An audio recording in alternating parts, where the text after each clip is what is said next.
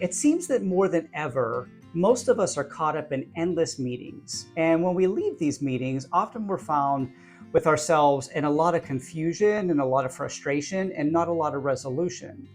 For that reason, in today's video, I want to show you my 10 tips for effectively leading meetings that will undoubtedly lead you to better outcomes. If you're new here, my name is Michael, and I'm an education leader that is based in Los Angeles, California. And I hold my doctorate in organizational leadership. So let's dive right into our 10 strategies for managing more effective meetings and having better outcomes as a result.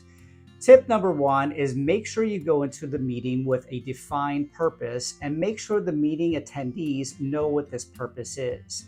You don't want to have a meeting just for having a meeting and not have a clear direction in mind. I know myself, I'm often posed with meeting requests, and oftentimes I ask for a purpose and to help understand what the purpose and rationale is for the meeting. That way I don't feel like I'm going into it without having a goal in mind and a resolution to come to the end of that meeting. Tip number two is all about setting a clear agenda, and make sure you're sharing that agenda with your attendees of the meeting. You want to make sure you clearly outline what you're going to be discussing. This will give participants the ability to prepare ahead of time, have their materials ready, and that will undoubtedly lead to a more smooth running meeting in the long run. Tip number three is about limiting the time for your meeting to only those agenda items. Now, often we can get sidetracked and talk about other things, but when you limit your time, say for instance, just having a 30-minute meeting rather than a 1-hour meeting, that will really constrain people in their minds ahead of the meeting to be focused and be sure that they stay on task whenever they are delivering their deliverables for the meeting, and you have good outcomes at the end of your meeting as well. Tip number four is start on time. This drives me crazy when we are in a meeting and we're socializing for the first 20 minutes. There's nothing wrong with socializing in the workplace, and you should absolutely do that to strengthen your interpersonal relationships. But come early to a meeting if you're going to have one and you want time to socialize and engage with others. That way, when the meeting time does come to start, you could start on time and make sure you're productive and efficient. Tip number five is really for regular meetings. Sometimes we have one-off meetings, but oftentimes we have standing meetings. And sometimes those meetings can get a little bit stale. So I think a good idea is to freshen up those meetings every once in a while. And a good way to do that would be to have a guest speaker or to do some different activity within the meeting that leads to a different level of engagement and engages your participants in a different way than they're used to.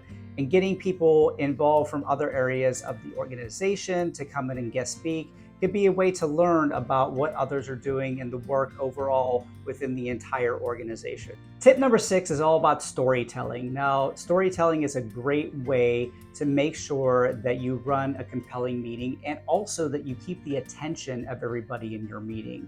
So you really want to freshen up different ways of engaging your dialogue when you're in a meeting, and make sure you're telling a story. Make sure you're coming to it at an angle where it's really going to compel people to take action and make decisions. Tip number seven is all about taking time to resolve conflicts, but you also don't want to take too much time to resolve those conflicts in a meeting. If you find yourself in a situation where the resolution to an issue just keeps going on and doesn't seem to be resolved, table that and bring that to the next meeting, or have an outside conversation about that issue that was going on. You don't want to overwhelm the meeting with disagreements. You want to make sure that you keep things on track and running efficiently, and a sure way to get off track is to allow those things to fester and build up.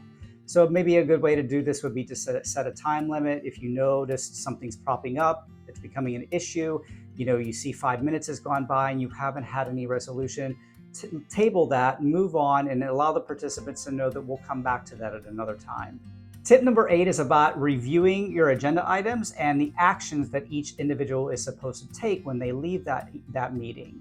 So make sure that everybody is very aware and clear on their assignments, and also make sure they know when the next meeting is and what they need to deliver for that next meeting. Tip number 9, you could also leave that meeting and also send an email summary of what went on in the meeting. I think this is a good practice regardless of the length of the agenda. Of course, for longer meetings, you do want to summarize and make sure people know where they stand.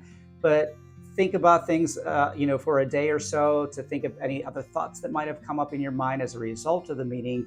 And then the next day, send an email out to all the participants to, again, summarize what went on and make sure, again, everybody is clear on their deliverables and actions that they need to take. And then finally, number 10 is just periodically have a meeting on meetings. And what I mean by this is make sure that the meeting style and the flow are going well for you and your participants.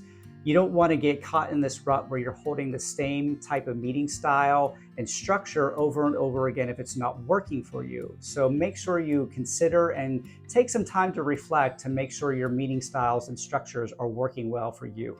So I'm curious, have you employed any of these strategies in your meetings? And if so, have they been effective for you?